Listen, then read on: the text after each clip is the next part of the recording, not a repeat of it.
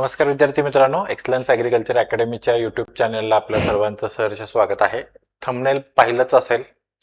Agree MPSC 2024चा result ज्यांचा नाही आला तर त्यांनी आता पुढं काय केलं पाहिजे. बरेचसे प्रश्न आहेत तुमच्या मनामध्ये. पेपर इव्हॅल्युएशन कसं झालं, मी अभ्यास केला होता, काही लोक कमी अभ्यासात करून पण चांगले मार्क्स पडले, खूप सारे क्वेश्चन्स असतील. आणि सगळ्यात महत्त्वाचा हा पार्ट की मला आता पुढं काय केलं पाहिजे. ओके, जनरली अशा पद्धतीचा व्हिडिओ तुम्ही याच्या अगोदर जर बघितला तर एक्झामचा रिझल्ट आल्या लगेच नेक्स्ट डे मी बनवतो. पण या ॲडमध्ये तुमच्या इतकंच मी सुद्धा शॉकमध्ये होतो. माझेच काही विद्यार्थी ज्यांच्या रँकबद्दल मी कन्फर्म होतो असे विद्यार्थी त्या यादीमध्ये नव्हते. सो मलाच थोडी माहिती घ्यायला, काय झालं असेल, विद्यार्थ्यांची चर्चा करायला बराचसा वेळ गेला. आणि मग थोडी माहिती घेऊन विद्यार्थ्यांची चर्चा करून मला जे वाटतं की गोष्टी इथून पुढे कशा असतील किंवा तुम्ही कशावरती काम केलं पाहिजे, कुठल्या एक्झामवरती फोकस केलं पाहिजे, तर मी आधी स्वतःला सॅटिस्फाय करून घेतलं, मग मी आता तुमच्या समोर येतो. ओके, सो स्टार्ट करूया. 258 जागांची ॲड होती. खूप दिवसांनी एवढ्या मोठ्या जागांची ॲड आली. याच्यामध्ये फक्त एक इश्यू होता की ओपनला खूप जागा कमी होत्या. 37 जागा फक्त होत्या. सो 250च्या मानानं 37 खूपच कमी झाल्या. बाकी ॲड मोठी होती. पहिल्यांदा डिस्क्रिप्टिव्ह होती. आपल्याला फक्त FSOचा एक अनुभव होता, फूड सेफ्टी ऑफिसर, त्याच्यावरून आपण अभ्यासाला तयारी केली. आतापर्यंत असं व्हायचं की जनरली अभ्यास करत असताना ऑनलाईनला असेल, क्लासरूमला असेल, एखादा बॅचचा स्टुडंटची कन्सिस्टन्सी बघून त्याचे पेपर रायटिंग किंवा तो किती फॉलोअप घेतोय, टेस्टला कसे मार्क पडत आहेत, तर याच्यावरून एक अंदाज येऊन जायचा की हा रेसमध्ये आहे. आता बऱ्याचदा असं व्हायचं की काही खूपच एक्स्ट्राऑर्डिनरी स्टुडंट्स असायचे, मग त्यांना आपण म्हणजे मला वाटायचं की हा टॉप 10 मध्ये येण्यासारखा आहे, टॉप 20 मध्ये येण्यासारखा आहे. आणि आताही असे काही स्टुडंट्स आलेले आहेत की जिथं अपेक्षा होते आणि त्या पद्धतीनं रिझल्ट आले. पण यावेळी कम्पेअर टू अदर एक्झाम्स, याच्या अगोदरच्या एक्झामच्या कम्पॅरिझनमध्ये काही म्हणजे आधी समजा मला वाटायचं म्हणजे ॲटलिस्ट मी जे कॉन्टॅक्टमध्ये असतील पर्सन त्यांच्याबद्दल बोलतोय, बॅचला तर असतीलच पण बॅचमध्ये असून पण कायम फॉलोअप घेणारे अशांच्याबद्दल अंदाज सहजासहजी चुकत नसायचं. समजा 10 लोकांच्याबद्दल प्रिडिक्शन केलं तर किमान 10-11 छोटा वेळ, समजा आपण एक पर्सेंटेज वाईज बोलू, 100 लोकांचं प्रिडिक्शन केलं तर जनरली 90 मुलांचं तरी होऊन जायचं. आता याच्यामध्ये रँकमध्ये व्हेरिएशन होऊ शकतं. म्हणजे मी ज्याच्या बाबतीत DDA एक्सपेक्ट केलं, क्लास 1 एक्सपेक्ट केलं, तो TO झाला किंवा TOच्या ऐवजी मंडल अधिकारी झाला, हे होऊ शकतं. पण यादीत तरी असायचे 90% पेक्षा जास्तच, एक 10 स्टुडंट 100 मध्ये सोडून द्या की काही गोष्टी राहिल्या असतील, मार्क्स कमी आले तर तेवढं व्हॅरिएशन असायचं. आता हे प्रमाण थोडं वाढलं. म्हणजे आता किती वाढलं तर पर्सेंटेज बेसिसवर तेच अजून सांगायचं तर समजा 100 विद्यार्थ्यांच्याकडून अपेक्षा केलं असेल तर 75 विद्यार्थींनी क्वालिफाय झाले. आता या 75 विद्यार्थ्यांमध्ये व्हेरिएशन भरपूर आहेत. म्हणजे ज्याच्याबद्दल मला म्हणजे खूप कॉन्फिडन्स होता की हा TO होईल किंवा क्लास 1 होईल, तर तो AO झाला, असंही झालेलं आहे. पण ॲटलिस्ट पोस्ट मिळाली. तर हे म्हणजे आधी जे 10%ला होतं ते 25% पर्यंत वाढलं. म्हणजे जिथं आपण काय म्हणू शकतो की अंदाज चुकणं म्हणा किंवा हे व्हॅरिएशन जे आहे. ओके, सो बरेचसे याच्यामध्ये हे आहेत. आपण 1 to 1 चालू करू. सगळ्यात महत्त्वाचं की तुमचा रिझल्ट आला नाही म्हणजे तुम्ही अभ्यास केला नव्हता वगैरे. आता थेअरीच्या बाबतीमध्ये असं म्हणता येणार नाही, कारण याच्यामध्ये सब्जेक्टिव्हिटी खूप जास्त येते. म्हणजे मला ज्यांच्याकडून अपेक्षा होती, काही यादीमध्ये आले, काही नाही आले. आता जे नाही आली तर मी त्यांचा अभ्यास स्वतःहून बघितलेला आहे. 6 महिने ते माझ्या टचमध्ये होते, टेस्ट सिरीज सोडवत होते. सो मला वाटतं की एखादी एक्झाम तुमची व्हॅल्यू ठरवू नाही शकत की तुम्ही किती एफर्ट्स घेता आणि किती नाही. एखाद्या एक्झामवरतीच ते सगळं ठरत नाही. ओके, त्यामुळं तुम्ही जितके नाराज आहात तितकंच मी नाराज आहे. अगेन हे प्रत्येक एक्झामच्या बाबतीमध्ये मला जाणवतं की रिझल्ट आल्यानंतर मला एकाच वेळी 2 गोष्टींना मी एक्सपोज होतो. एका बाजूला रिझल्टचं सेलिब्रेशन असतं आणि एका बाजूला रिझल्ट आलेले नसतात विद्यार्थ्यांचे आणि खूप जेन्युइनली अभ्यास पण केलेला असतो. फक्त यावेळी मला जास्त त्रास झाला कारण हे प्रमाण थोडं जास्त आहे. Okay, so back to topic की मला असं नाही वाटत की मार्क थोड्याने हुकला असेल किंवा जास्तने हुकला असेल, जे काही असेल, तर आय नो की बाबा तुम्ही खूप एफर्ट्स घेतले होते आणि you genuinely deserve this post. पण काही वेळा नाही घडत आपल्या मनासारख्या गोष्टी, मग परिस्थिती आपल्या बाजूने नसेल, जे काही असेल, हे ऑब्जेक्टिव्ह मध्ये पण व्हायचं अगेन. आता फक्त हे प्रमाण वाढलं. ओके. पण मला वाटतं की नाही, तुम्ही अभ्यास व्यवस्थित केला होता, जी काही प्रोसेस होती ती फॉलो केला होता, आणि still I am proud of you. म्हणजे जे कोण विद्यार्थी असतील, आता मी क्लासच्या स्टुडंट बद्दल बोलतोय कारण मला पर्टिक्युलरली माहीत आहेत की यांनी एफर्ट्स घेतलेले आहेत. हे क्लासच्या बाहेरचे असतील आणि तुम्हाला लागू असतील तर हे तुमच्यासाठी पण की मला अभिमान आहे की तुम्ही ती प्रोसेस फॉलो केली, 6 महिने डेडिकेटली केलं, कारण ही गोष्ट इतकी सोपी नव्हती. ओके. कारण डिस्क्रिप्टिव्ह मध्ये सगळ्यात चॅलेंजिंग काय असेल तर रायटिंग प्रॅक्टिस करणं, आणि खूप सारे विद्यार्थ्यांनी ते जेन्युनली डे 1 पासून फॉलो केलं. आणि मला चेहरे आठवतात. म्हणजे ह्यावेळी पहिल्यांदा असं झालं की मीच खूप डिस्टर्ब झालो होतो, आणि त्यामुळे मी वेळ घेतला. दररोज गोष्ट बॅकग्राऊंडला याच गोष्टी चालू होत्या. आपण मुद्द्यावरती येऊ. तर सगळ्यात महत्वाचं की तुम्ही आता तुमच्या ह्या रिझल्टकडे कसं बघितलं पाहिजे. सगळ्यात आधी तुम्ही ही प्रोसेस फॉलो केला असाल, तुम्ही स्वतःच्या अभ्यासाबद्दल सॅटिस्फाय असाल, तर मग रिझल्ट काय म्हणतं याच्याकडे बघू नका. मी हे का सांगतोय, म्हणजे तुम्हाला वाटेल हे खूप मी थेरॉटिकली बोलतोय. जसं व्हिडिओ पुढे पुढे जाईल मी तुम्हाला बरेचसे एक्झाम्पल्स पण सांगेल, ज्याच्यातून तुम्हाला गोष्टी अनफोल्ड होत जातील. की कुठलीच एखादी अशी एक्झाम, म्हणजे आता सोसायटी बघा, जसं आपण म्हणतो जो जिता वही सिकंदर टाईपमध्ये, तर यादीमध्ये आला की तुमचा गौरव.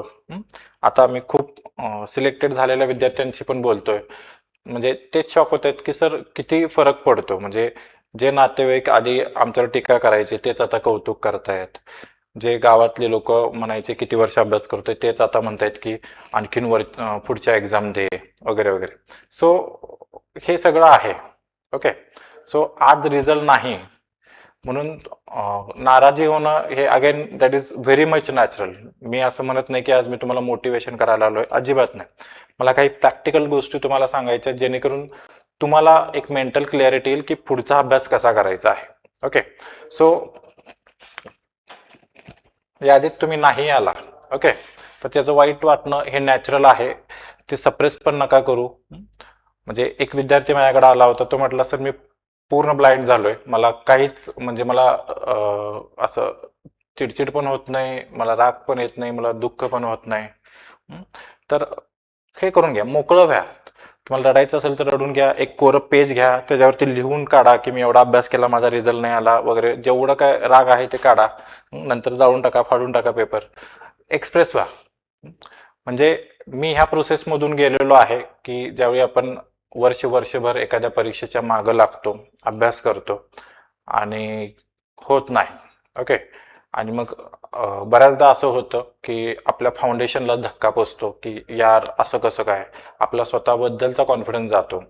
तर अगेन आय एम रिपीटिंग की तुम्ही प्रोसेस फॉलो केली होती.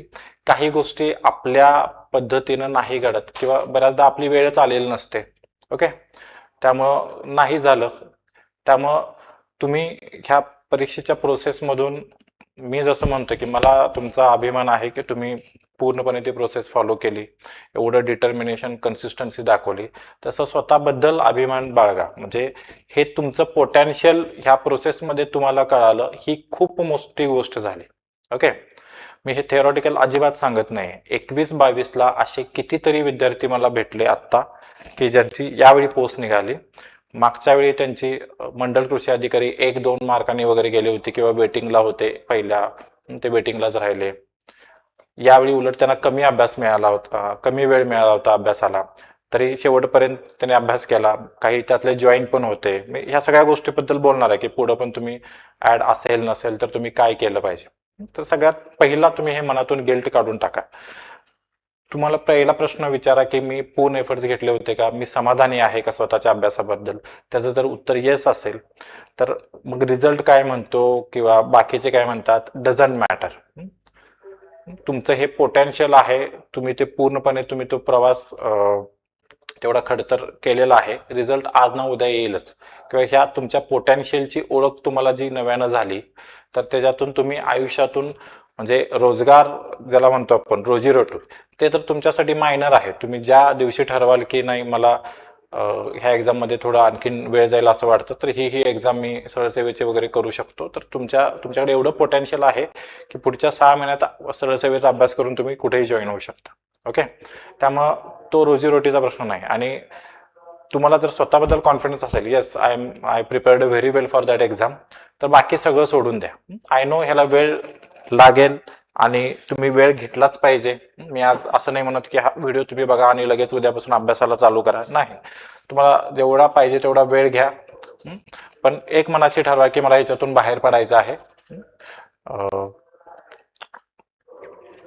ह्या सगळ्याच हे मी उलटही सांगतो तुम्हाला, ज्यांचं सिलेक्शन झालेलं आहे ओके, ते उद्या जॉईन होतील. त्यांचे इश्यूज पण वेगळे असतील, काहींचे फॅमिली इश्यूज असतील, हेल्थ इश्यूज असतील, म्हणजे प्रत्येकाला हे प्रॉब्लेम्स येणार आहेत. आपल्याला असं आपल्या लेन्समधून वाटतं की माझ्याच बाबतीत सगळं वाईट चाललंय आणि बाकी सगळ्यांचंच चांगलं चाललेलं आहे. ओके, सो ती गोष्ट मनातून काढून टाका. कम्पेअर दुसऱ्यांना अजिबातच नका करू. ओके, सो ही गोष्ट झाली. आता तुम्ही म्हणाल की सर पेपर चेकिंगचं काय? ओके, सो पेपर चेकिंगच्या बाबतीमध्ये आपण दोन ह्याला येऊ. म्हणजे आता बऱ्याच लोकांशी चर्चा करताना लक्षात येते की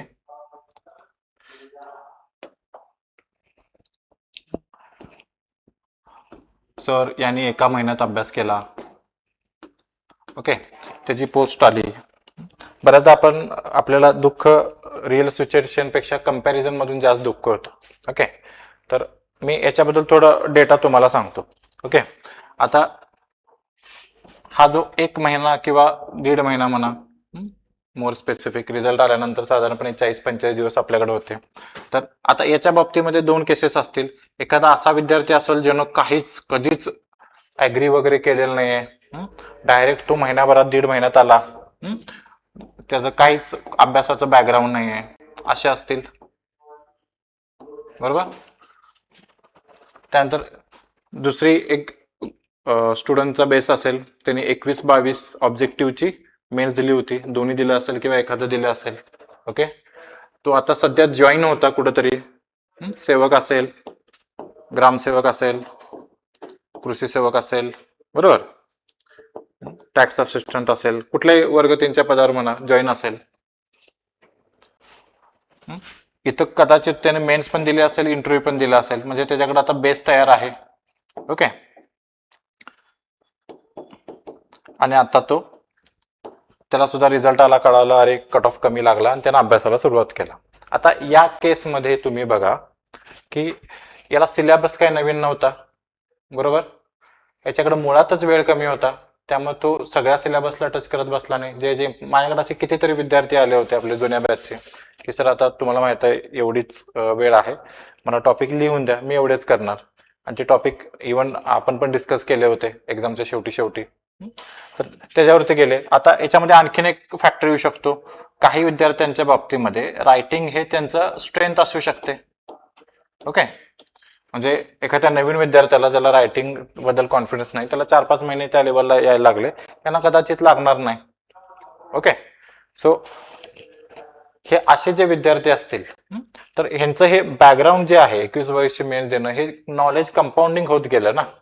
मला असं एक उदाहरण माहित आहे, कालच त्या व्यक्तीशी बोललो की ती व्यक्ती आता क्लास 1 झाली, DDA झाली, तर असं सेम 45 दिवस मिळाले जॉबमध्ये. ती व्यक्ती होती 21-22ची असल्यामुळे आपल्याकडं भेटायला आली, टॉपिक्स वगैरे घेतले, इवन कोर्सला पण होती 24च्या, पण वेळ नव्हता त्यामुळे काही अगदीच लिमिटेड त्यातले व्हिडिओ बघितले. नंतर लक्षात आलं की तो पोर्शन वाचायला पण वेळ नाही, मग ग्रुप डिस्कशनच्या माध्यमातून ते पटपट डिस्कस करायला लागलं. डिस्कस करताना लक्षात आलं की कॉन्सेप्ट आपल्याला माहित आहेत, पटकन शॉर्ट नोट्स काढले.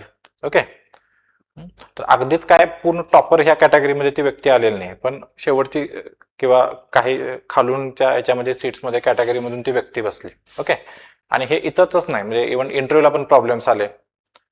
इंटरव्ह्यूला अजिबातच वेळ नाही मिळाला, जॉब घरची कामं आणि हे सगळं सांभाळत पूर्ण ब्लँक असताना पहिला मॉक आपल्याकडे दिला. ओके. इंटरव्ह्यूच्या दिवसापर्यंत बरेच कामांचे टेन्शन्स अशातनं पण जॉब असल्यामुळं तो एक काय म्हणतो आपण फ्री बॅटिंग असते. म्हणजे काय वर्स्ट केसमध्ये होणार आहे, जॉब नाही मिळणार, आपल्याकडे एक ऑलरेडी नोकरी आहे. ओके. तर त्या पद्धतीने त्यांनी केलं.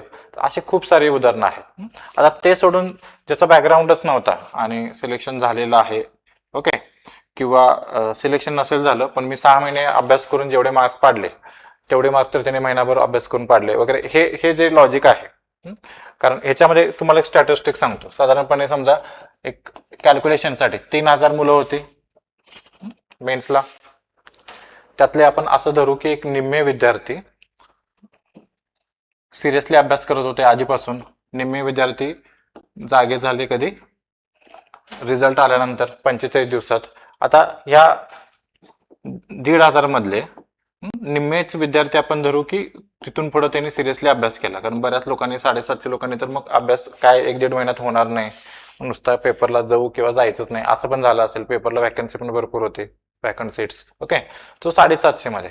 आता असे जर विद्यार्थी बघितले तर 250 मध्ये किती विद्यार्थ्यांचं या 750 मध्ये सिलेक्शन झालेलं असेल? एक साधारणपणे धरून चला 50. ओके. तर ह्याचं तुम्ही पर्सेंटेज बेसिसवर करा. मी हे का सांगतोय, कारण बऱ्याचदा काय होतं की ह्या प्रोसेसमधून जो यादीत आलेला असेल तर तो हे सांगतो की मी 1-1.5 महिना अभ्यास केला तरी माझं सिलेक्शन झालं. पण आता हे 50 सोडून जे 700 विद्यार्थी आहेत ते सांगत बसतील का हे मी केला बरं का, मी पण 1-1.5 महिना अभ्यास, पण नाही झाला. कारण हे ऑब्व्हियसली धरलं जातं की बाबा 1 महिना 1.5 महिना अभ्यास करून होणारच नाही. त्यामुळे त्याला सांगावंसं वाटत पण नाही, काही गरजच वाटत नाही. लक्षात येतं. त्यामुळे ह्या 700 लोक कुठं दिसत नाहीत. लक्षात येतं का बघा. आता हे 50 विद्यार्थी जे 750 मधले झालेत, हे पण अप्रॉक्सिमेटली सांगतोय बाबा एवढा आकडा असेल तर किती पर्सेंटेज होतं, 6 to 7%, त्याच्यापेक्षा कमी. ओके.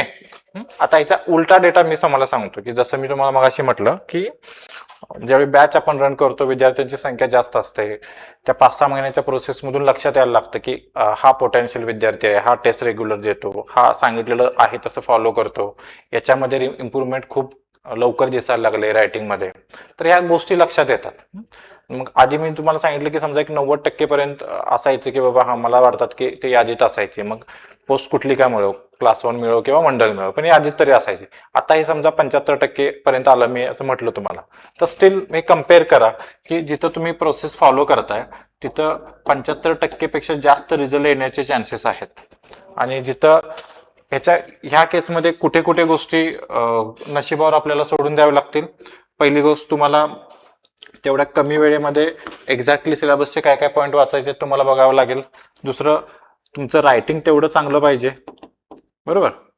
तिसरी गोष्ट, तुमचं पेपर चेकिंग जो आहे तो एकदम लिबरल माणसाकडे गेला पाहिजे, जो एकदम सडळ हाताने तुम्हाला मार्क देईल. त्यानंतर तिसरी प्रोबॅबिलिटी काय पाहिजे की तुमच्याकडं इंटरव्ह्यूचं पॅनल जे येणार आहे ते एकदम चांगलं पॅनल आलं पाहिजे, त्यांनी तुम्हाला मार्क दिले पाहिजे. बऱ्याचशा ह्या गोष्टी ह्या जर तर वर अवलंबून येतात. लक्षात येतं. मग माझं म्हणणं आहे की जरी ही म्हणजे एक्झामच्या याच्यामध्ये मार्कामध्ये व्हेरिएशन खूप जास्त आहेत का, आहेच. म्हणजे एका सब्जेक्टला 170-100 मार्क 80 मार्क पडणं हे रिटर्नला नाही पॉसिबल होत. म्हणजे आपल्याच विद्यापीठातल्या सरांनी हे पेपर चेक केले तसं आपण गृहीत धरलं तर मग हेच सर डिग्रीला पण एवढे मार्क नव्हते देत डिग्रीचा आपला पेपर चेक करत असताना. मग इथं एवढे मार्क मिळणं हे नाहीच जस्टिफाईड. ओके. आपण त्यावरती नंतर बोलू. मला हे तुम्हाला काय सांगायचं आहे की जर तुम्ही प्रोसेस फॉलो करत असाल आणि तिथं 75% पेक्षा जास्त शक्यता असेल की बाबा जिथं तुमचं सिलेक्शन होऊ शकतं, तर त्याच्या अगेन्स्ट फक्त 7% प्रॉबॅबिलिटी आहे, जिथं एवढ्या सगळे प्रॉबॅबिलिटी सगळं गोष्टी तुमच्या बाजूने घडायला पाहिजेत, मग ते सिलेक्शन होणार आहे. तर त्याच्याबद्दल आपण चर्चा करून आपण का आपलं प्रिपरेशन केलंय आणि त्याच्याबद्दल वाईट वाटून घेतोय. लक्षात येतं. कारण याच्यामध्ये मग हे 50 वजा केले तर 700 लोकांचं नाही झालं ते कुठे चर्चा पण करत नाहीत ना, कारण त्यांना स्वतःलाच एक्सपेक्टेड नव्हतं की एका महिन्याभरात बाबा अभ्यास करून मला हे मिळावं. लक्षात येतं. सो ती गोष्ट आपण बाजूला ठेवू. दुसरी गोष्ट म्हणजे तुम्हाला वाटत असेल बऱ्याच लोकांच्या बाबतीत हे झालेलं आहे की पेपर 1 ला खूप कमी मार्क आहेत, किंवा काही लोकांच्या बाबतीत उलट झालंय की पेपर 2 ला कमी मार्क आहेत. तर आपल्याला एमपीएससीनं अशी सोय दिलेली आहे की तुम्ही आरटीआय मधून पेपर मागवू शकता. पेपर मोस्टली तुमचा फायनल रिझल्ट नंतर येतील, पण ऍटलिस्ट कळेल आपल्याला की बाबा आपलं काय चुकतंय का. ओके, लक्षात येतं. तर त्या पद्धतीनं तुम्ही पुढे जाणं अपेक्षित आहे. आता हे मी तुम्हाला सगळं सांगितलं की 1 मंथ अभ्यासाने वगैरे, तर ह्या गोष्टी खूप एक्झॅगरेटेड होतात, लक्षात घ्या. म्हणजे बऱ्याचदा त्या माणसाचं बॅकग्राऊंडच माहित नसतं. म्हणजे मी तुम्हाला जसं सांगितलं की एखादा व्यक्ती समजा तुमच्या समोर आला आणि म्हटलं, अरे मी 1 महिना 1.5 महिन्याचा अभ्यास केला, पण आपल्याला हेही माहित नसतं की त्याने 21-22 मेन्स दिलेले आहे. लक्षात येतं. तर पूर्ण पिक्चर क्लिअर न होता मग ते अनालिसिस करणं, मग मी 4-5 महिने काय केलं तरी मला फायदा नाही झाला. Okay, back to paper checking बद्दल मी तुम्हाला सांगितलंच की व्हॅरिएशन खूप जास्त आहे. ओके, पण मी तुम्हाला ह्याच्या अगोदरचं उदाहरण सांगतो. फूड सेफ्टी ऑफिसरमध्ये फर्स्ट रँक जो महाराष्ट्र होता आणि सेकंड रँक तर जी आपली विद्यार्थिनी होती अमृता शिर्के, तर त्या दोघांच्या मार्कामध्ये 60 ते 70 मार्काचा डिफरन्स होता. ओके, मी डिफरन्स म्हणतोय पहिला आणि पहिला आणि सेकंड रँकमध्ये. म्हणजे आता किमान जे काही रँकर्स आलेले आहेत तर त्यामध्ये मार्जिन कम्पॅरेटिव्हली कमी आहे. पेपर 1 आणि 2च्या मार्कामध्ये व्हेरिएशन आहे का आहे. सो जोपर्यंत आपल्या हातात आरटीआय मधून पेपर येत नाही तोपर्यंत आपण काय त्याच्यावरती बोलू शकत नाही. आता फक्त रिझल्ट मधून तर कळतं की व्हॅरिएशन जास्त आहे आणि इतके मार्क नाही आले पाहिजेत 70-80. ओके, सो माझं स्टील हे म्हणणं आहे की तुम्ही प्रोसेस फॉलो केला असाल, काही कारणाने रिझल्ट आलेला नसेल, मग त्याला काही ठिकाणी तुम्ही कमी पडला असाल किंवा नसाल पण. ओके, तरीही माझं म्हणणं आहे की प्रोसेसला स्टिकअप राहा. आता मग पुढची ऍड येईल का वगैरे ह्या सगळ्या गोष्टी येतील, किंवा सर मग आज इथून पुढे मी काय करेन, इथून पुढे काय करणं अपेक्षित आहे. तर एक 2-3 गोष्टी आहेत. सध्या तुम्ही डिग्री पास आउट होऊन तुम्हाला किती वर्ष झाली, सध्या तुमचं एज काय आहे हे बघा. ओके, समजा डिग्री पास आउट होऊन तुम्हाला जस्ट आता 2-3 वर्ष झालेले आहेत. तुम्ही अभ्यासच आता सुरुवात केलेली आहे. सुरुवात म्हणजे तुम्ही 0 पासून 2 वर्ष झाले तुम्हाला फुल टाइम अभ्यास चालू करायला. तर स्टील तुम्ही गॅझेटेड एक्झाम ज्या वेगवेगळ्या आहेत, फॉरेस्ट असेल किंवा राज्यसेवा असेल किंवा ॲग्री एमपीएससी लगे येणार असेल तर त्याच्यावरती तुम्ही डायरेक्टली फोकस करू शकता. समजा याच्या इन बिटवीन कुठं तर आहात तर 3 ते 4 वर्ष तुम्हाला अभ्यासाला झालेले आहेत. तर मला वाटतं की आता तुम्हाला ह्या 3 ते 4 वर्षामध्ये कमीत कमी तुम्ही समजा 2 फुल टाइम अटेम्प्ट दिलेला असतील. ओके, एखादी मेन्स किंवा दोन्ही मेन्स वगैरे दिला असाल, ॲग्री एमपीएससीच्या बाबतीत बोलतोय.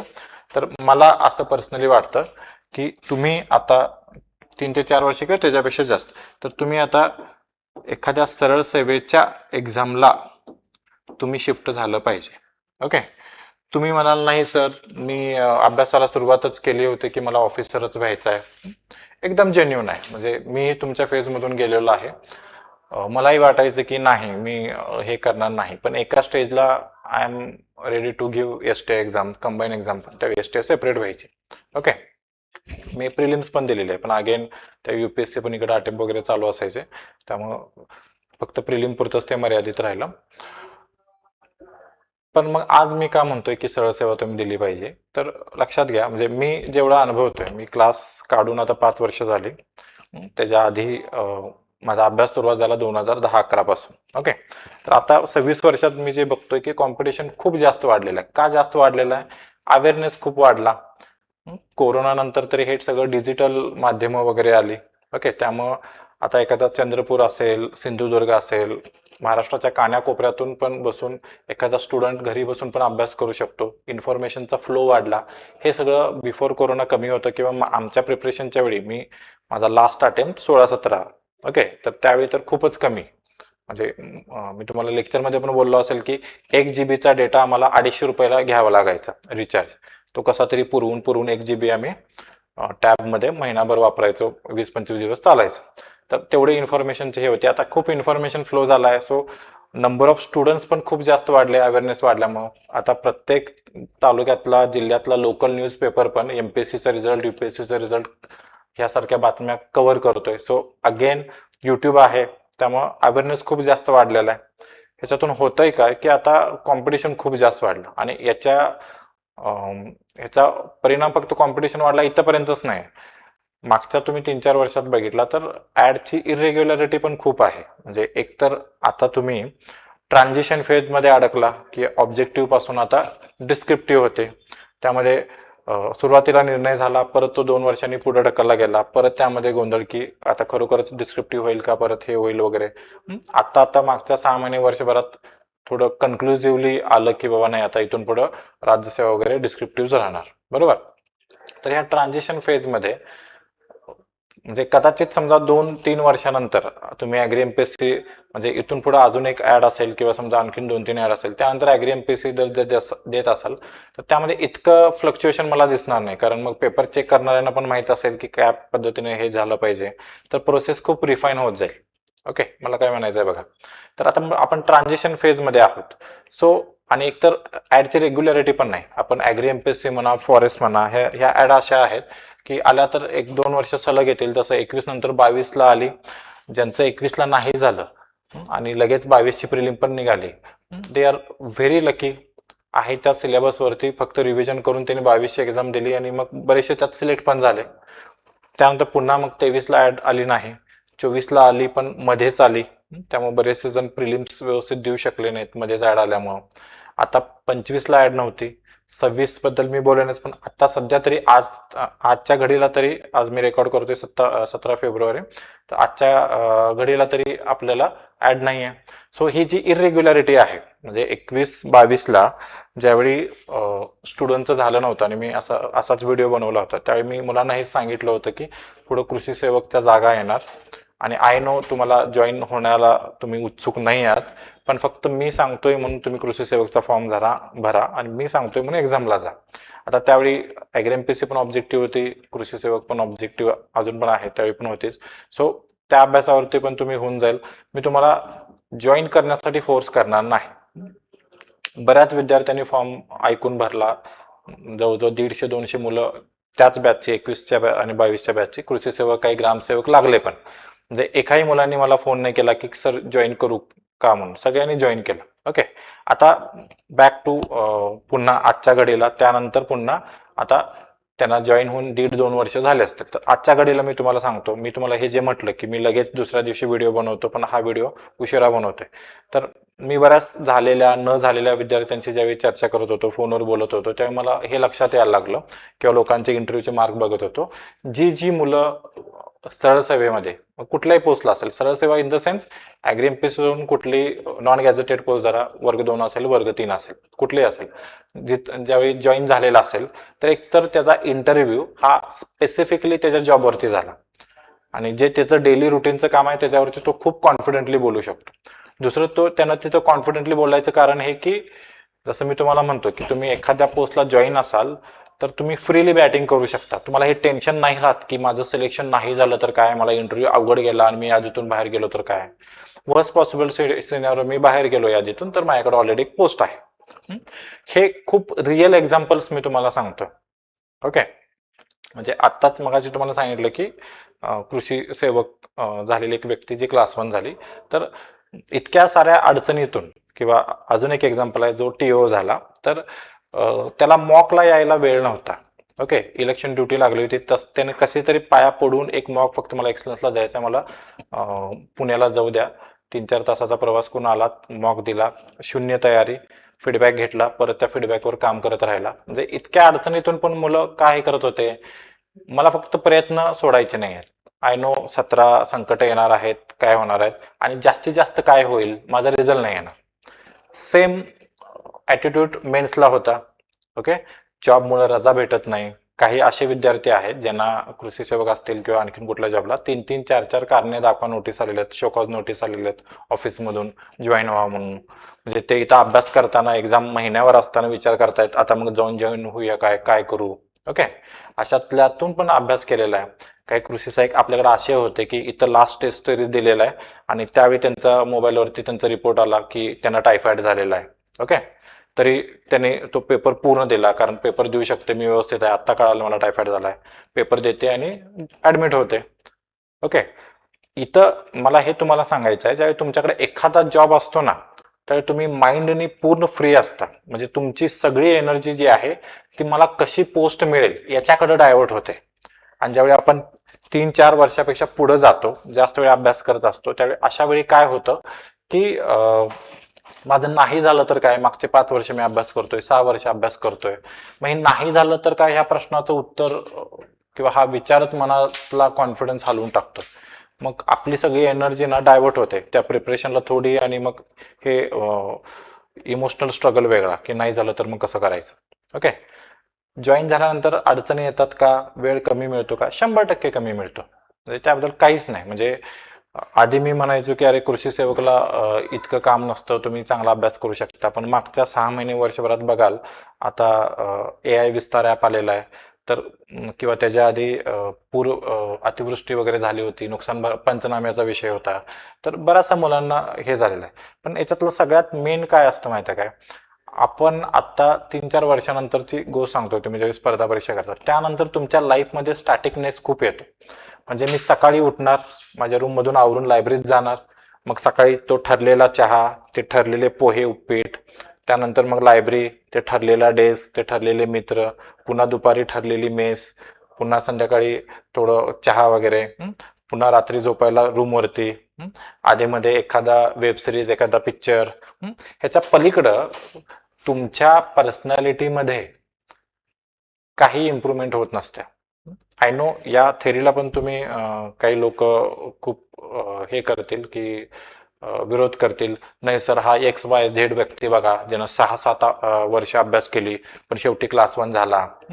तर अगेन तुम्हाला काय म्हणतो त्याचं बॅकग्राऊंड नाही नसतं माहीत. ओके. तसं एक एक्झाम्पल मी आता ह्या रिझल्ट मधलं पण देतो. सेम केस की 18च्या दरम्यान पास आउट, सो 7-8 वर्ष झाली, एकही पोस्ट नाही, प्रत्येक मेन्स दिलेले आहेत, एका दुसरा इंटरव्ह्यू पण दिलेला आहे, सरळ सेवा पण दिलेला आहे, प्रत्येक ठिकाणी वेटिंगला आहे, आणि आता डायरेक्ट क्लास 1. पण त्या व्यक्तीला मी पर्सनल ओळखतो. तो डे 1 पासूनच ह्याबद्दल इतका सिरियस होता की मी MCQ बद्दल एवढा कॉन्फिडंट नव्हतो, त्यामुळे कदाचित पोस्ट निघत नव्हती, पण माझं रायटिंग वरती माझी कमांड आहे आणि ही संधी मी सोडणार नाही. म्हणजे तो जरी स्पर्धा परीक्षेमध्ये 7-8 वर्ष झाले असतील तर त्याचा अभ्यास आणि त्याची एफिशियन्सी अशी होती की त्यानं जस्ट जॉईन केले, आता नवीनच आहे, तो पहिल्याच वर्षी अभ्यासात आला आणि एकदम फुल एनर्जीने. तर हे खूप रेअर असतं. त्यामुळं बघा, हे व्हिडिओ किती लोक बघणार आहेत, 1000-2000 व्यक्ती तरी बघतील. सो मी रेअर एक्झाम्पल देऊन तुम्हाला तशा पद्धतीनं मोटिवेट करणं मला चुकीचं वाटतं. ह्याला कारण असं आहे की मी 1000 विद्यार्थ्यांना सांगितलं की हे करा रे, होतंय रे, ओके, आणि त्यातून समजा 1-2-3 रिझल्ट आले, तर त्याच्या अगेन्स्ट मला आता माहित आहे की 21-22 मधून मी बऱ्याचशा विद्यार्थ्यांच्या बरोबर बोलल्यानंतर मला हे लक्षात आलं की समजा 200 विद्यार्थी असे असतील माझ्या कॉन्टॅक्ट मधले, आपण धरू की जे जॉईन होते, कृषी सेवक वगैरे होते किंवा ग्रामसेवक होते, कोणी टॅक्स असिस्टंट होते, बऱ्याचशा वेगवेगळ्या पोस्टला आरोग्य सेवक होते, कॅनल इन्स्पेक्टर होते. तर अशा 200 मधल्या मिनिमम, मी काय सांगतोय बघा, मिनिमम 50 ते 70 विद्यार्थ्यांची पोस्ट निघाली. आता पोस्ट कुठलीही असो, म्हणजे मंडल असो किंवा क्लास 1 असो, पण पोस्ट निघालेली आहे. म्हणजे हा तुम्ही रेशो बघा बरं. इथं काय होतं, म्हणजे हा रेशो किती आहे, जवळजवळ 25 ते 30% रेशो आहे. म्हणजे हा जास्त पण असेल, म्हणजे 50% पण असेल, पूर्ण सगळेच काय, सगळ्यांशीच माझं बोलणं होऊ नाही शकलं. म्हणजे इथं बघा की एखादा तुम्हाला मी एखादं एक्झाम्पल द्यायचं ज्यानं खरोखरच कन्सिस्टंटली अभ्यास केला आणि शेवटी करून दाखवलं, 7-8 वर्ष अभ्यास केल्यानंतर क्लास 1च पोस्ट काढली, तर दिस इज व्हेरी रेअर ना. बरं, हे काय म्हणतो आपण की मी अभ्यास करतोय, मला आता 7-8 वर्ष झालेत समजा, किंवा 4-5 वर्ष झालेत, तर मला माहित आहे ना की मी ज्यावेळी जॉईन झालो होतो तर त्यावेळी माझा अभ्यास काय होता आणि आता माझा अभ्यास काय आहे, किंवा मी किती इफिशियन्सीने करतोय. म्हणजे मी माझी स्टोरी पण तुम्हाला बऱ्याचदा सांगितलेलं आहे की मी UPSC अशा स्टेजला सोडली की ज्यावेळी मी कन्फर्म, मला माहित झालं की मी आता किती अभ्यास नाही केला तर मी प्रवाहाच्या बाहेर पडत चाललेलो आहे, आणि माझा एक अटेम्प्ट शिल्लक होता. म्हणजे उलटी परिस्थिती होती. माझ्या फॅमिलीतल्या सगळ्या लोकांचं म्हणणं होतं की नाही, एक अटेम्प्ट शिल्लक आहे आणि तू फुल ताकदीनं दे. मी म्हटलं नाही, मला माहित आहे, मी ज्यावेळी सुरुवात केली होती त्यावेळी मी प्रोसेस खूप एन्जॉय करत होतो. आता मी इगोवरती घेतोय आणि प्रिलिमचा कट ऑफ आणि माझे मार्क्स याच्यात अंतर वाढत चाललेलं आहे. मी सलग 3 मेन्स दिल्या होत्या UPSCच्या, तर मला अजूनही त्या गोष्टीचं रिग्रेट नाही. मी खूप वेळा तुम्हाला म्हटलेलं आहे की आयुष्य हे फक्त MPSC नाही किंवा UPSC किंवा स्पर्धा परीक्षा नाही. आयुष्यात करण्यासारखं खूप साऱ्या गोष्टी आहेत.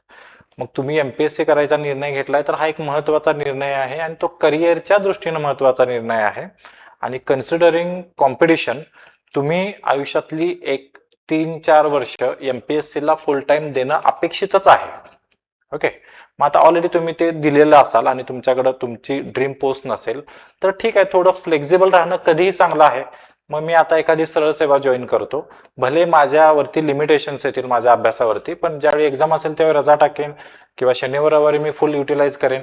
असंही लक्षात घ्या, आज जर प्रिलिम दिली तरी आज जरी तुम्हाला प्रिलिम असेल तरी तुम्हाला 80-90 मार्क असेच पडणार आहेत. म्हणजे तुम्ही शून्यापासून तर तयारी करायची नाही आहे, त्यामुळे तुम्हाला 10 तास अभ्यास करायची गरज लागतच नाही. लक्षात येत आहे. आणि ह्याचा उलटा, ज्यावेळी तुम्ही कमवायला लागता, ज्यावेळी तुम्ही एखाद्या ठिकाणी जॉईन होता, त्यावेळी आपापच सोसायटीमध्ये घरी एक रिलीफ येतो की बाबा आता कुठेतरी जॉईन तर झालाय, त्याचं आता नोकरीचे तरी टेन्शन नाही.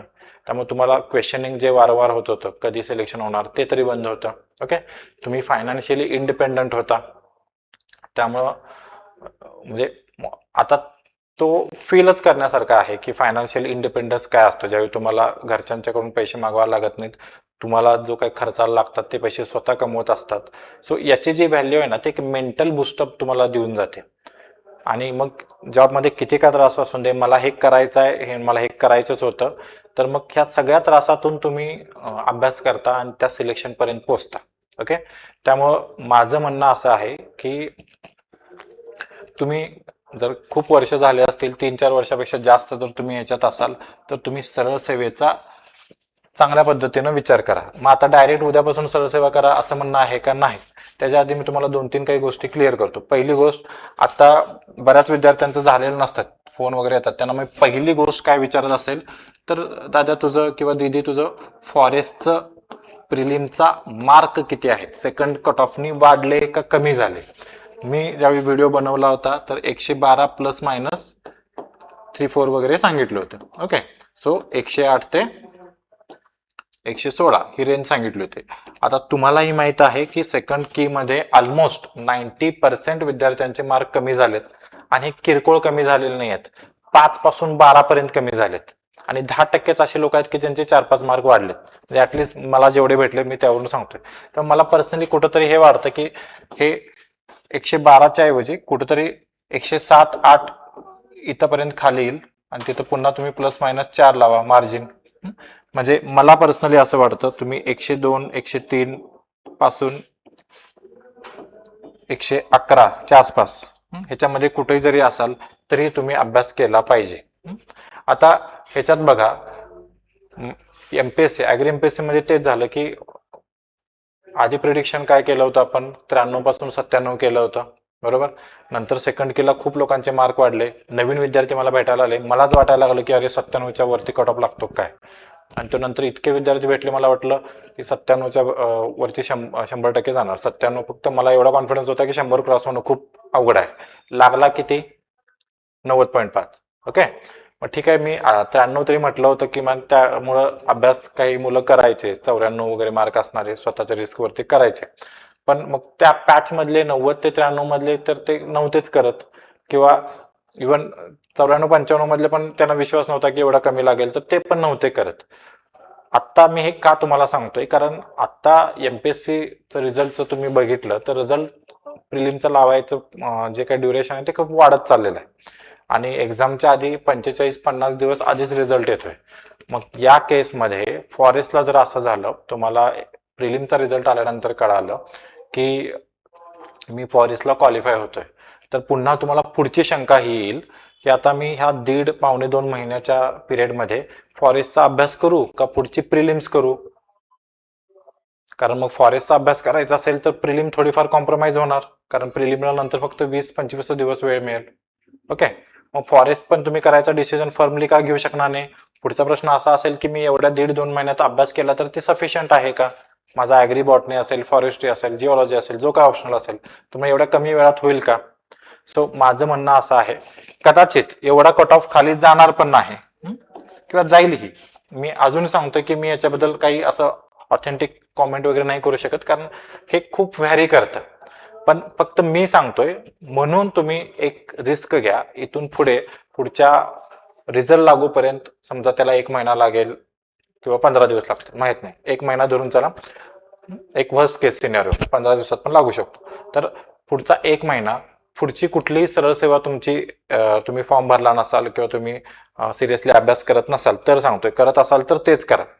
जर तसं करत नसाल, तुम्ही आता सध्या पुढच्या प्रिलिमचीच तयारी करणार असाल जी 31 मेला आहे, तर ती प्रिलिमची तयारी थोडी बाजूला ठेवून 1 महिने मी क्वालिफाय होणारच आहे असं समजून एक ऑप्शनल तरी करा. ॲग्री बॉटनी तुमचा असेल तर ॲग्री एमपीएससीच्या बेसिसवरती तुम्ही ॲग्री मधला बराचसा पोर्शन करू शकता. काही नवीन आहेत आय नो, पण जेवढं कॉमन आहे तेवढं तरी करून ठेवा. उद्या रिझल्ट आल्यानंतर जर तो पॉझिटिव्ह असेल तर तुम्हाला हा कॉन्फिडन्स राहिला पाहिजे की माझं इथपर्यंत तयारी झालेली आहे आणि राहिलेलं एवढं दीड महिन्यात किंवा 7 आठवड्यात मी हे कम्प्लीट करू शकतो. लक्षात घ्या, 144 जागा आहेत आणि त्याच्यापेक्षा महत्वाचं त्यातल्या ओपन जागा आता मला एक्झॅक्टली माहित नाही, साधारणपणे 48 आहेत. आणि हेच तुम्ही जर ॲग्री एमपीएससीच्या 258 जागाला कम्पेअर केलं तर जिथं ओपनच्या जागा फक्त 37 होत्या, 37 होत्या. त्यामुळं कट ऑफ बद्दल जे काही चर्चा चालू आहेत, again I may be wrong, एवढा कमी लागणार पण नाही. पण मला असं वाटतं की ह्या रेंजमधल्या विद्यार्थ्यांनी जर पुढचा 1 महिना तुमचं काही दुसरं प्लॅनिंग नसेल, सरळ सेवा वगैरे, तर फॉरेस्टचं करा. कारण जर क्वालिफाय झाला तर 144 जागांकडे बघून तुम्हाला वाटेल की बरं झालं अभ्यास केला, मी कमीत कमी रेसमध्ये तरी आहे. आणि तुम्ही जर अभ्यास नसेल केला तर पुन्हा तोच प्रश्न येणार की मी 1.5 महिन्यात अभ्यास केला तर सफिशियंट होईल का, पोस्ट मिळेल का, आणि मग ती शाश्वती नसेल तर मग पुढची प्रिलिम तरी मी का सोडू. समजा पुढे जाऊन जर ॲग्रीच्या जागा कधी ऍड झाल्या प्रिलिम नंतर पण पॉसिबिलिटी आहे, कारण त्या अर्जात तसं लिहिलेलं आहे बरोबर, किंवा त्या दरम्यानच कुठं तर प्रिलिमच्या अगोदर 15 दिवस महिनाभरच कळालं की ॲग्रीच्या पण जाहिराती आहे, तर मग काय करू हे कन्फ्युजन होईल. समजा तुम्ही आतापासूनच अभ्यास करता, एखादा ऑप्शनल तुम्ही कंप्लीट केला 2 पैकी आणि त्यानंतर रिझल्ट आला, तर तुम्ही शुअर शॉट असाल की उरलेला जो काय ऑप्शनल आहे तर तो राहिलेल्या 45 दिवसामध्ये किंवा 7 आठवड्यामध्ये मी आरामात कंप्लीट करू शकतो विथ रायटिंग प्रॅक्टिस, आणि माझं सिलेक्शन होईल इथपर्यंत ते अभ्यास म्हणजे होऊन जाईल. ओके, मग अशा वेळी प्रिलिमला समजा थोडा धक्का पोचत असेल तरी जिथं तुम्ही मेन्सला आहात आणि अभ्यास चांगला आहे, अशा वेळी तुम्ही पुढच्या प्रिलिमची कशाला चिंता करताय. अगेन तिथं सेम लॉजिक, तुम्हाला काही शून्यापासून अभ्यास करायचा नाही आहे. सो राज्यसेवा फॉरेस्टची मेन झाल्यानंतर असंही तुम्हाला 20-25 दिवस प्रिलिमला मिळणार आहात, त्यामध्ये काहीतरी रिव्हिजन होणार आहे. त्यामुळे असे काही पूर्ण प्रिलिमचे होपच जातील असे पण नाही आहे. आणि ॲग्रीला खरोखर जेवढ्या जागा म्हणतात की एवढ्या येऊ शकतात तेवढ्या आला तर असंही कट ऑफ तो खालीच येणार आहे. लक्षात येते. सो पहिली गोष्ट की फॉरेस्ट नका सोड. सो आणि याच्यात वर्स्ट पॉसिबल सिनेरिओ काय आहे, समजा तुम्ही ऐकलं माझं, महिनाभर अभ्यास केला, ॲग्रिकल्चरचा अभ्यास केला समजा, आणि रिझल्टमध्ये नाव नसेल फॉरेस्टला, तर असंही तुम्हाला पुढे राज्यसेवा करणार असाल तर तिकडे ॲग्रीच ऑप्शनल ठेवणार आहे, तर हा सिलेबस असाही उपयोगी येणार आहे. ओके, किंवा आता तुम्ही ॲग्रीचा जो अभ्यास करणार आहे त्यातला बराचसा पोर्शन ॲग्री एमपीएससीला पण झालेला आहे. त्यामुळं माझं एक प्रामाणिक मत आहे की जसं ॲग्रीला झालं की 90.5 एवढा कमी लागला जो इमॅजिनेशनच्या पलीकडे होता, तसं इथं होणारच नाही असं नाही. तो एक शक्यता आहे आणि फक्त आपल्याला 1 महिना द्यायचा आहे. तर ज्यांचा स्कोर या दरम्यान असेल, हे ओपनच्या बाबतीत मध्ये बोलतोय मी, 102, 3 ते 111 कॅटेगरी त्या पद्धतीनं तुम्ही कमी करून घ्या. ओके, सो हे फॉरेस्ट झालं. पुढची प्रश्न असा असेल, ऑलरेडी मी आता ॲग्री एमपीएससी इथपर्यंत अभ्यास केलाय आणि पुढच्या वर्षी चर्चा आहे की 450 वगैरे जागा येतील, तर त्याबद्दल काय. तर आजच्या घडीला कृषी विभाग किंवा वित्त विभाग यांची प्रायोरिटी काय आहे. वित्त विभागाचा आता तरी महाराष्ट्राचा आर्थिक बजेट वगैरे त्यामध्ये सगळ्यात जास्त असेल, आणि थोड्याफार मीटिंग होत आहेत आकृतीबंधच्या दृष्टीनं. आकृतीबंध म्हणजे आपलं रिस्ट्रक्चरिंग डिपार्टमेंटचं. आता सध्या तरी असं वातावरण आहे की रिस्ट्रक्चरिंग झाल्याशिवाय ही काय जागांची मागणी वगैरे आहे ती पुढे सरकणार नाही असं वाटतं. ओके, कारण रिस्ट्रक्चरिंग झालं, त्याला मान्यता मिळाली तर वित्त विभागाची कदाचित परमिशन पण घ्यावी लागत नाही. आता आपल्याला परमिशन का घ्यावी लागते, कारण आपला आकृतीबंध खूप जुना आहे आणि तो आपण खूप वर्ष झालं मंजूरच करून नाही घेतला. त्यामुळे वित्त विभागाची मंजुरी घेऊनच तुम्हाला वॅकन्सी काढावी लागतात. हे ज्यांचे आकृतीबंध मंजूर झाले त्यांच्या बाबतीत लागू नसतं. म्हणजे मी जेवढं ऐकलं तेवढं सांगतो. त्यामुळे सध्या तरी विभागाची प्रायोरिटी आकृतीबंध करण्याकडे आहे. त्यामुळे आजच्या घडीला हे कोणीच सांगू शकत नाही की पुढच्या वर्षी ऍड येणार की नाही. वॅकन्सी आहेत का आहेत, सगळ्यांना ते RTI तुम्ही बघितलेले आहेत ते आहेतच. ओके, फक्त काय की हे आपल्याला खूप उशिरा कळणार आहे, 1 महिने किंवा 1.5 महिन्यानी. कदाचित प्रिलिम जस्ट महिनाभरती म्हणजे 1 मेच्या आसपास कळेल किंवा समजा 15 मेला कळेल, त्यानंतर लगेच आपली प्रिलिम्स असेल. सो आता याच्याबद्दल कोणीच काही शुअरशॉट सांगू शकत नाही. त्यामुळे ज्यांना ह्याच्यावरती होप्स ठेवायचे आहेत त्यांनी प्रिलिमला कराच, पण जे फॉरेस्टला बसतात त्यांनी फॉरेस्ट प्रायोरिटी ठेवा. ओके, म्हणजे जिथं प्रिलिमला पुढची ऍड येणार की नाही याच्याबद्दल आजच काही माहित नाही, पण तुम्हाला ह्याची शक्यता वाटते की तुम्ही फॉरेस्टचे मेन्स देऊ शकता. तर अशा वेळी जिथं मेन्स आहे ही प्रियोरिटी आपली पहिलीच पाहिजे. लक्षात येतं? ओके, दुसरं, मग तुम्ही म्हणताय सरळ सेवा द्या, मग सरळ सेवा कुठल्या कुठल्या जाहिराती येतील? तर मी काय सरळ सेवेमध्ये एक्सपर्ट नाही, पण जेवढं मला माहित आहे आपला आकृती बंद झाला तर सगळ्यात आधी जागा कुठल्या येतील? कृषी सेवक येतील. आता सध्या आकृती बंद बद्दल असं चर्चा चालू आहेत. आताची सध्या सिच्युएशन सांगतो, पुढे काही होऊ शकेल. आता चर्चा अशी चालू आहे की जनरली रेग्युलर डिपार्टमेंटमध्ये बदल्या सगळ्या कधी होतात? मे-जून मध्ये होतात. तर त्याच्या आधी आकृती बंद मंजूर करून घ्यायचा, कारण आकृती बंदात काही ऑफिसेस कमी होणार आहे. जसं सब डिव्हिजनल ॲग्रिकल्चर ऑफिस जे आहे ते रद्द होऊन तो स्टाफ जिल्हा ऑफिसला आणि तालुका ऑफिसला काही प्रमाणात शिफ्ट केलं जाणार आहे. तालुका कृषी अधिकारी हे क्लास 1 पद केलं जाणार आहे. ओके, मग हे सगळं रेग्युलर बदल्यांच्या आधी मंजूर करून घ्यायचा असा डिपार्टमेंटचा प्रयत्न चालू आहे. लक्षात येतंय? मग समजा त्या दरम्यान मंजूर झाला तर लगेच पुढच्या काही महिन्यांमध्ये, लगे 1-2 महिन्यात पण येईल किंवा आणखीन वेळ लागेल, पण कृषी सेवकच्या जागा येऊ शकतात. ओके, विद्यापीठांमध्ये सुद्धा भरती बऱ्याच दिवसांपासून रखडलेली आहे, झालेलीच नाही आहे. त्यामुळे तीही या 2026 मध्ये येऊ शकते, ज्याच्यामध्ये सिलेबस पूर्णपणे तुम्हाला कॉमन असेल. ह्याच्यातलं कृषी सहाय्यक आणि विद्यापीठ भरतीमधला कृषी सहाय्यक. त्यानंतर समजा जर ग्रामसेवकची जाहिरात आली तर ग्रामसेवक आणि कृषी सेवकच्या सिलेबसमध्ये काहीही फरक नाही. इथं ग्रामसेवकच्या सिलेबसला 80 मार्काला ॲग्रिकल्चर आहे, कृषी सेवकला 120 मार्काला आहे. बाकी सगळे सब्जेक्ट सेम आहेत, वेटेज फक्त कमी जास्त आहे. ओके, सो इथं असाही काही फरक पडत नाही. आता हे सोडून पण तुम्हाला जसं सांगितलं की कॅनल इन्स्पेक्टर ही नावं आधी इव्हन मलाही माहीत नव्हती की एवढे एवढे पदं भरली जातात. ओके, सो कॅनल इन्स्पेक्टर आहे. त्यानंतर आरोग्य सेवकची पदं आहेत. बऱ्याचदा आता काही महानगरपालिकेमध्ये बघा ट्री ऑफिसर म्हणून जागा असतात किंवा उद्यान अधीक्षक वगैरे जागा आहे. खूप साऱ्या जागा आहेत तिथं, ॲग्रिकल्चरवालेच लागतात. आता हे तरी जनरलवाल्या झाल्या, कॅनल इन्स्पेक्टर वगैरे.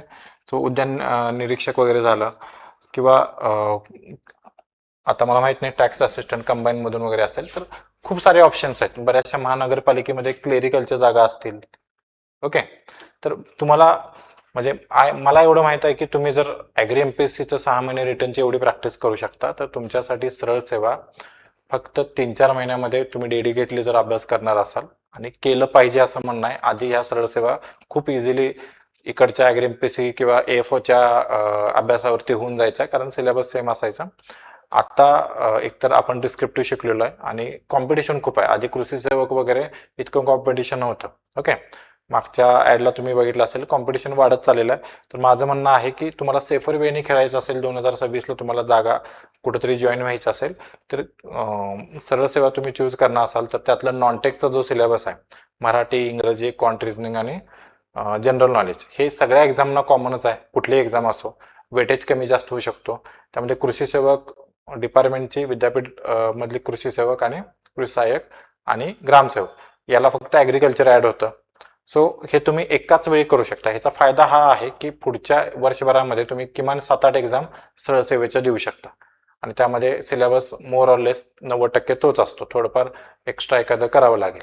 सो इथं प्रॉबॅबिलिटी वाढते की तुमचं कुठं ना कुठंतरी जॉईन होऊन जाल. सो माझी तुम्हाला रिक्वेस्ट आहे, तर 3-4 वर्ष झाले असतील तर अवश्यचा विचार करा. आताच्या निवडणुकीमध्ये नाही, आताच्या मुलाखतीमध्ये, म्हणजे ज्या पॅनलला सगळ्यात जास्त मुलं घाबरत होती की बाबा हे पॅनल येऊ नये, तुम्ही मार्क पण बघितलेला असेल की त्यांनी मार्क खूप काही कॅन्डिडेटना चांगले दिलेत.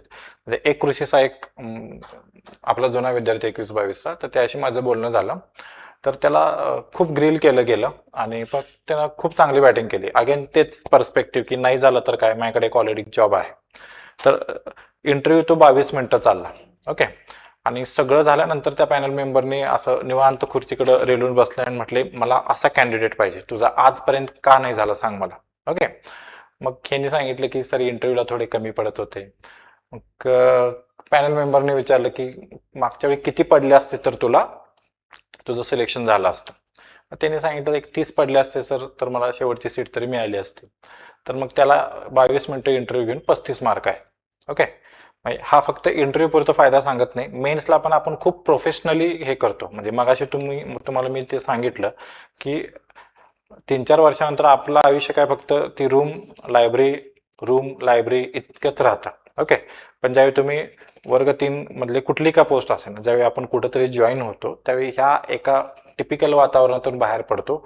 आपण खूप साऱ्या लोकांना फेस करतो. आता कृषी सेवक सारख्या पदाला तुम्हाला गावात फिरणं आलं, वेगवेगळ्या लोकांशी बोलणं आलं, त्यांना माहिती देणं आणं, वेगवेगळ्या प्रकारची लोक येतील, त्यांना तुम्हाला फेस करत असताना तुम्हाला लक्षात येईल व्यवहार ज्ञान, तुमची पर्सनॅलिटी ग्रूम होईल. लक्षात येतं. मॉक देताना पण आधी कळायचं की बहुतेक हा कुठेतरी जॉईन असणार आहे. म्हणजे हे इतकं पर्सनॅलिटी ट्रान्सफॉर्मेशन असतं. आपण ज्यावेळी सोसायटीला एक्सपोज व्हायला लागतो त्यावेळी बऱ्याचशा गोष्टी आपल्याला कळतात. आणि आपण वर्ग 3च्या पदावर का असे ना, आपल्याला एक आपण महाराष्ट्र शासनाचे भाग आहोत हा एक कॉन्फिडन्स आहे. आणि तुम्ही बऱ्याच लोकांना योजनेचा लाभ देत असता, लोक तुम्हाला साहेब साहेब म्हणत येत असतात. तर हे सगळ्यातून कुठेतरी तुमची एक पर्सनॅलिटी ग्रूम अप व्हायला लागते. आणि तुमचा आयुष्याबद्दलचा अप्रोच, एक्झाम बद्दलचा अप्रोच हा खूप प्रोफेशनल व्हायला लागतो. लक्षात येतं.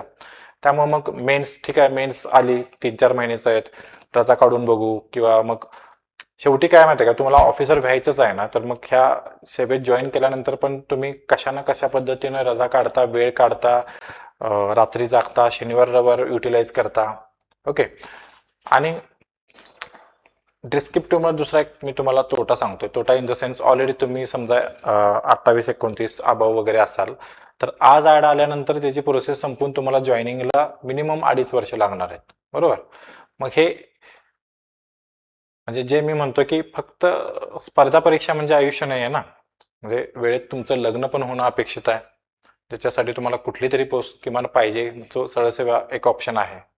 सो मी हे का सांगतोय, कदाचित मी तुमच्या जागी तुमच्या एजला असताना पण मला हे जास्त कन्व्हिन्स होत नव्हतं, पण मी आज तुमच्यापेक्षा एक 10-15 वर्षांनी पुढं आहे, 4 गोष्टी बघितल्यात, अनुभवलेल्या आहेत.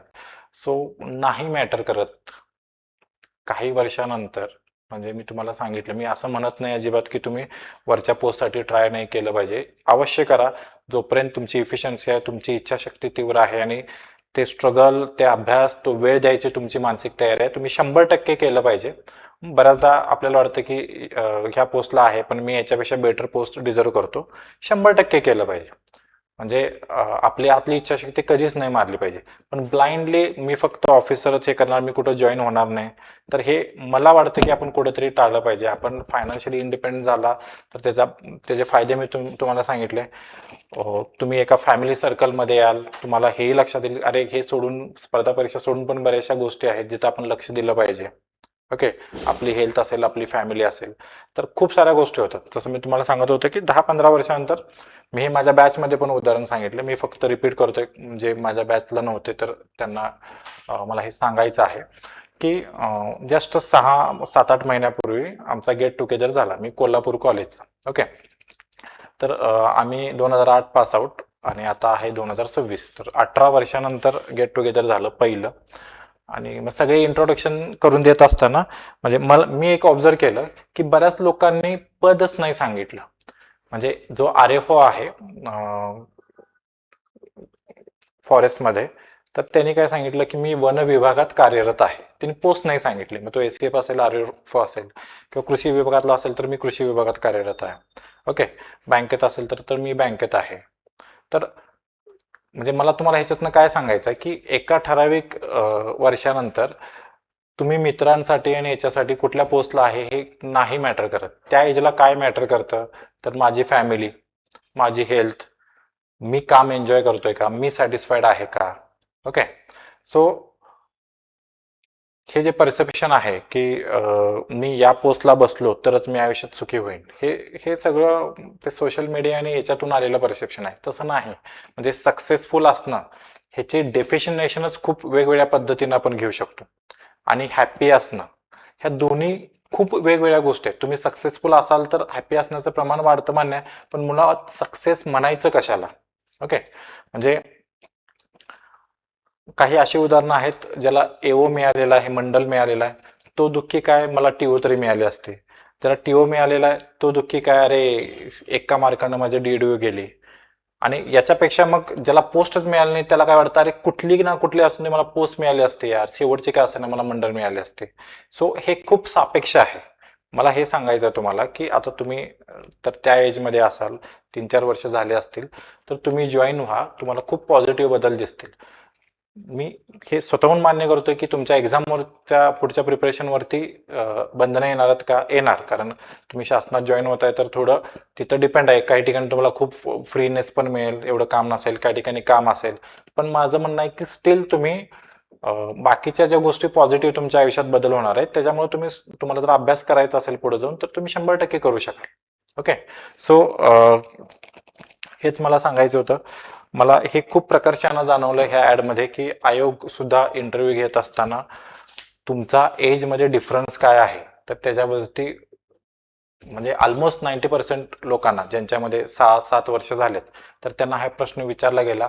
ज्यांनी हे जस्टिफाय व्यवस्थित केलं की बाबा का एज गॅप आहे, काहींनी कोरोनाचं कारण सांगितलं असेल, काहींनी हेही सांगितलं, जसं आज मी एकाशी बोललो की त्यांनी सांगितलं की त्यांचा ऑलरेडी गुराळ घराचा वगैरे काहीतरी बिझनेस होता, तर मग मी 2-3 वर्ष सर ते काम केलं आणि त्यानंतर स्पर्धा परीक्षेकडे वळालो. ते जस्टिफाईड, आणि तो खरोखरच त्यानं ते फॅमिली बिझनेसमध्ये काम केला होता, तर सगळ्या टेक्निकॅलिटीज त्याला सांगता आल्या. किंवा काही विद्यार्थी असे होते की जस्ट 6-8 महिन्यापूर्वी जॉब कुठेतरी सरळ सेवेतून जॉईन केलाय, मग ते मागचं 7-8 वर्षाचा गॅप विसरून गेला ना आयोग. तुम्ही जॉईन आहात याचा अर्थ तुम्ही आता शासकीय सेवेत राहून तुम्ही अभ्यास केला, भले ती मेन्स त्याच्या आधी तुम्ही दिली असेल. परसेप्शन काय क्रिएट होतं की आता मी कृषी सेवक आहे सर. ओके, मग एकतर प्रश्न तुम्हाला त्याच विषयावरती येतात, ते देर इज हायर प्रोबॅबिलिटी की तुमच्या कामावरती प्रश्न विचारला जाईल, म्हणजे इंटरव्ह्यू इकडे तिकडे भरकटायची पण शक्यता नसते. तर हे ह्या ॲडमध्ये मला खूप प्रकर्षानं जाणवलं. ओके, मग तुम्ही म्हणाला सर नुसता इंटरव्ह्यूवरूनच काय सिलेक्शन होणार आहे का, मेन्सला तर मार्क पाहिजे, तर मेन्सला तेच आहे. ओके, तुम्हाला वेळ जरी कमी मिळाला तरी तुमची इफिशियन्सी खूप वाढलेली असते, तुमचा कॉन्फिडन्स खूप वाढलेला असतो. ज्यावेळी आपण पहिल्यांदा प्रिपरेशन करतो त्यावेळी खूप बारीक सारीक सिलेबसचे पॉईंट आणि केस काढत बसतो, आणि यावेळी मग तुम्हाला ते शासकीय सेवेत असल्यामुळे असेल, खूप म्हणजे पटपट जे इम्पॉर्टंट आहे ते करून घेणं, मेन रायटिंग आहे ते करणं. ओके, जरी आपल्याला वाटत असेल की आपण कमी पडतोय तरी स्वतःला बूस्टअप करणं. आणि सगळ्यात मेन म्हणजे काय काय होणार आहे, नाही निघाली तर नाही निघाली, बघू पुढच्या ॲडला, ऑलरेडी माझ्याकडे एक पोस्ट आहे. तर ही ही जी म्हणजे ज्याला आपण म्हणतो की फ्री बॅटिंग करणं, तर ह्या सगळ्याचा परिणाम हा असतो की तुम्हाला पोस्ट मिळणं जास्त असतं. त्यामुळं असे रेअर एक्झाम्पल आहेत का की बाबा ज्यांनी हे असलं काही नाही केलं आणि डायरेक्ट 5-6 वर्षांनी 7-8 वर्षांनी पोस्ट काढली, पण दॅट इज व्हेरी रेअर. ते मी कॉमन म्हणून तुम्हाला मी सांगू शकत नाही, आणि त्याचा संघर्ष त्या रिझल्टच्या येण्याच्या दिवसापर्यंतचा भयानक होता. तेवढ्या इफिशियन्सीनं आपण अभ्यास करू शकतो का, हा प्रश्न आपण स्वतःला विचारायचा आहे.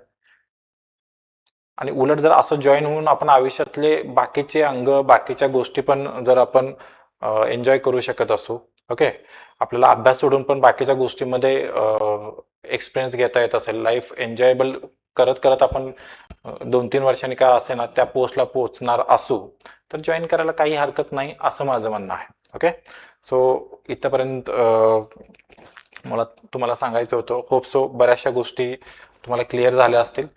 असंही असू शकेल की याच्यातल्या काही मताशी तुम्ही सहमत नसाल, काही अडचण नाही. म्हणजे मला विद्यार्थ्यांशी बोलून जे वाटलं, कारण कदाचित माझं नेचर असं असेल की म्हणजे मी जॉब सोडला असं तुम्हाला वाटत असेल की बाबा हां सरांनी सोडून दिला, वाटला आणि सोडून दिला, तर तसं नाही आहे. मी खूप कॅल्क्युलेटिव्ह डिसिजन घेतला होता जॉब सोडायचा, आणि मी आधी स्वतःला क्लासेसमध्ये माझ्या टीचिंग स्किलवरती मी खूप काम करून हे चालू शकेल हे सगळं केलं होतं. कोरोनामुळे थोडा त्रास झाला मला, पण तसं नाही आहे. सो कदाचित माझा स्वभाव पण आहे की माझं म्हणणं असतं की माणसानं रिस्क घ्यावी पण कॅल्क्युलेटेड घ्यावी. ओके, सो त्या पद्धतीनं मी तुम्हाला हे सांगतोय. सो याच्यावरती विचार करा, 1-2 दिवस शांत बसा, एका ठिकाणी शांत बसून पेपरवरती लिहा. ओके, की मी हा डिसिजन घेतला तर काय होईल, किंवा ही परीक्षा दिली तर काय होईल, सरळ सेवा दिली तर काय होईल, राज्यसेवा केली तर काय होईल, त्याचे प्लस मायनस पॉईंट्स लिहून काढा शांतपणे. मग तुम्हाला मेंटल क्लॅरिटी येईल. आणि त्यानंतर मग एक डिसिजन घ्या की मला ह्या पुढच्या एक्झाम्स द्यायच्या आहेत. तुम्हाला 100% यश मिळेल. ओके, सो होप सो तुम्हाला या व्हिडिओचा फायदा होईल. इथेच थांबतो. थँक्यू.